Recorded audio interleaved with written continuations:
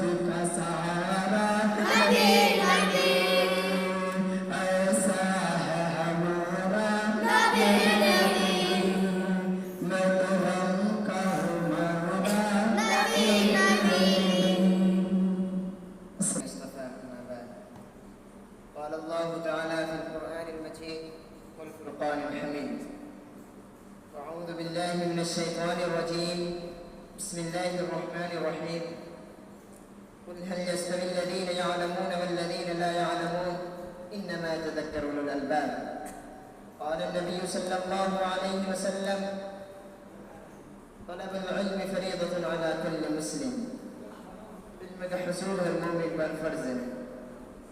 میرے عزیز ساتھیوں اور میرے عزیز ساتھیوں اور عزیز بھائیوں، جیسا کہ حدیث کے اندر ارشاد فرمایا گیا ہے، علم کا سیکھنا ہر مومن پر فرض ہے، بھلے وہ کوئی بھی ہو، عورت ہو یا مرد ہو، سب پہ فرض ہے۔ جیسے اس مجمل سے مراد وہ علم ہے جس کے ذریعے انسان حلال و حرام، جائز و ناجائز، ثواب و ناثواب اور صحیح و غلط میں فرق کر سکے، اور اس کے واسطے سے معرفت ربانی خوشنودی میں حاصل کر سکے۔ اور والدین کو عظیم ذمہ داری ہے کہ وہ اپنے اولاد کو بہترین تعلیم و تربیت کا انتظام کریں اور ان کو دینی و اخلاقی دونوں اعتبار سے فریضہ بنائیں۔ اور ارشاد ہے کلکم راع و کلکم مسئول عن رعیتہ، تم میں سے ہر شخص اپنے ماتحتوں کا ذمہ دار ہے اور اس کے ماتحتوں کے بارے میں پوچھ گچھ ہوگی، اور یہ سوال ہوگا تمہیں وہ امانت کی صورت میں ایک اولاد بخشی گئی تھی، تم نے اس امانت کا کیا کیا؟ ساتھ ہے اللہ سے کل دربار خداوندی میں پوچھ گچھ ہوگی، تم راہ راست پر کیوں نہ چل سکے، تم واجبات سے کیوں موڑا، اخلاق سے کیوں وہ بیرا رہے؟ وہ جواب دے گا وقالوا ربنا انا اطعنا سادتنا وكبراءنا فاضلونا السبيل ربنا آتهم ضعفين من العذاب والعنهم لعنا كبيرا۔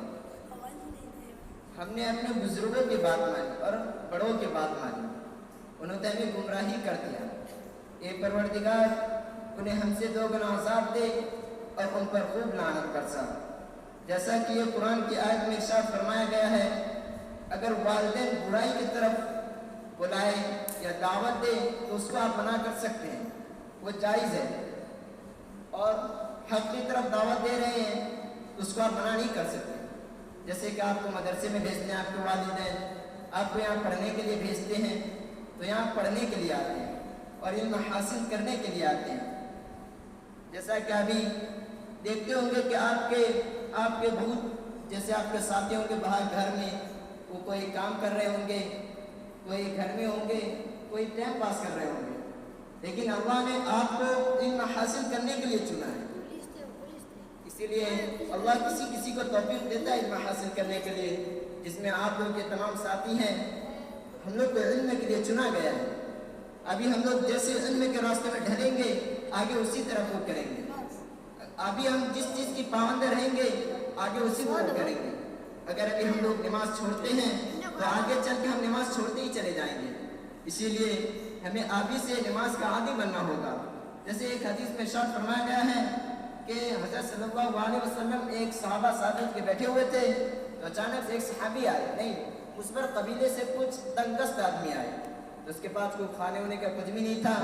حضور صلی اللہ علیہ وسلم اس کو دیکھے تھے، منہ سے جو خوشی ہوتی ہے وہ اچانک اڑ گئی، تو وہ روم کے اندر گئے، پھر باہر نکلے، وہ مزور قبیلے کے جو تنگست آدمی تھے اس کو کپڑے اپڑے دیے، بولے یہ پہنو۔ پھر حضرت بلال رضی اللہ عنہ کو حکم دیا اے بلال اذان دو، اس نے اذان دی اور نبی پاک صلی اللہ علیہ وسلم کو رکعت نماز پڑھی اور تمام مسلمان مسجد کے اندر داخل ہوئے۔ جب داخل ہوئے تو حضور صلی اللہ علیہ وسلم نے ارشاد فرمایا یہ مزور قبیلے کے کچھ تنگست آدمی آئے، جس کے آپ کچھ ताउन करे या कुछ उसको मदद करे या कुछ सदका करे। तो एक सहाबी जो आ रहे थे तो उसके हाथ में इतनी सामान थी कि वो घसीट कर ला रहे थे, उससे दाया नहीं जा रहा था। तो अचानक नबी सल्लल्लाहु अलैहि वसल्लम का जो चेहरे का खुश जो था वो अचानक से हो गया, रंग बदल गया। तो वो खुश जैसे पहले थे वैसे उसके चेहरे पर रंग आ गई। तो वो जब वो सहाबी को देखे तो उसके हाथ में दो ढेर लगे हुए, एक अनाज के भी थे, एक कपड़े के भी थे। तो नबी सल्लल्लाहु अलैहि वसल्लम का चेहरा अचानक से जैसे पहले से वैसे हो गया। बहुत हदीस में है कि सदका करना ये है वो है, हम लोग को ये सब करना चाहिए। और नमाज की जो पाबंद जो हुक्म है वो है कि नमाज हमें पाबंद के साथ पढ़ना चाहिए। और हम तो मदरसे में हैं और हमें और फर्ज ज़्यादा है कि नमाज की पाबंदी ज़रूर करें। और हमें अपने घर जाने के बाद अपने वालिदैन और वालिदा को, अपने माँ बाप को और अपने भाई बहनों को नमाज का हुक्म दें। जिसको नहीं आता हो उसको नमाज बताएं, नमाज कैसे पढ़ी जाती है, क्या होता है, क्या से नमाज वाजिब टूट जाती है, क्या से नहीं टूटे। अक्सर लोग आगे होंगे जिसको नमाज ही नहीं मालूम होगा, कुछ बड़े भी हो सकते हैं, कुछ छोटे भी हो सकते हैं। आजकल के लोग ऐसे होते हैं कि नमाज पढ़ते हैं नहीं मालूम होता है। इसीलिए नमाज का सबको हुक्म मालूम होना चाहिए। बहुत से लोग तो 5 वक्त की नमाज पढ़ते हैं लेकिन सिर्फ 5 वक्त की नमाज ज़ाया जाती है, उसको कुछ मालूम ही नहीं, आते हैं सजदा करते हैं, अल्लाह जाने कि उसकी नमाज कबूल हो रही है या नहीं हो रही। इसलिए हमें नमाज, और सबसे पहले क़यामत के दिन सबसे पहले जिसका हिसाब होगा वो आपकी इल्म में नहीं होगा, वो आपका माल और दौलत, ये माँ बाप और दोस्त साथी नहीं होंगे। वो जिस चीज़ का हिसाब होगा वो सिर्फ फ़र्ज नमाज है, नमाज का हुक्म होगा। आपने कितने वक्त की नमाज पढ़ी, आपने नमाज को क्यों कज़ा, क्यों छोड़ दिया। इसीलिए हमें दरख्वास्त है कि नमाज की पाबंद रहे, हर वक्त की नमाज पढ़े और अपने माँ बाप वालिदैन को नमाज के हुक्म दें। हम लोग के घर में तो होते हैं कि हमारे वालिदैन नमाज ही नहीं पढ़ते हैं, कोई नहीं पढ़ते हैं, क्या करें। और अभी हम लोग यहाँ क्या करने, इल्म हासिल करने आए। इसीलिए हम लोग को यहाँ इल्म हासिल करने के लिए सोचना चाहिए। हम लोग यहाँ इल्म हासिल करने आए, जिस तरह से भी अल्लाह ताला ने हमें यहाँ भेजा है, इल्म हासिल करें। जो इल्म का अभी आप सीख रहे हैं उसमें बढ़ते चलिए, पढ़ते चलिए, उसको इल्म हासिल करते चलिए।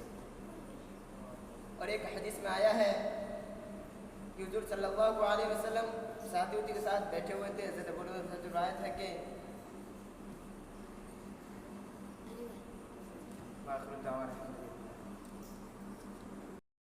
का पस मंजर इरशाद फरमाइए, मुलाज़ा फरमाइए। डब्बों का दूध पी के बच्चे जो पल रहे हैं,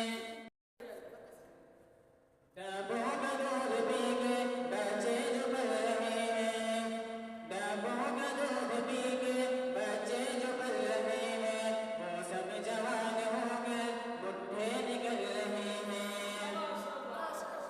दादागिरी में बाबा कुछ कम नहीं थे लेकिन, दादागिरी में बाबा कुछ कम नहीं थे लेकिन, बाबा से बढ़ के चारों बच्चे निकल रहे हैं। डब्बों का दूध पी के बच्चे जो पल रहे हैं, वो सब जवान हो गए बुढ़े निकल रहे हैं। इस दौर डाल डाका ये भी असर हुआ है, इस दौर डाल डाका ये भी असर हुआ है। चीते दुबक रहे हैं, गीदड़ उछल रहे हैं। इस दौर डाल डाका ऐसा असर हुआ है, चीते दुबक रहे हैं, गीदड़ उछल रहे हैं। डब्बों के दूध पी के बच्चे जो पल रहे हैं, वो सब जवान होकर बुढ़े निकल रहे हैं। कुत्ते पकड़ने वाले आए हैं अब गली में, कुत्ते पकड़ने वाले आए हैं अब गली में। लोगों ने जी जी को बाहर निकल रहे हैं, लोगों ने जी को बाहर निकल रहे हैं। डब्बों का दूध पी के बच्चे जो पल रहे हैं, वो सब जवान होकर बुढ़े निकल रहे हैं। पागल की इस गज़ल का ऐसा असर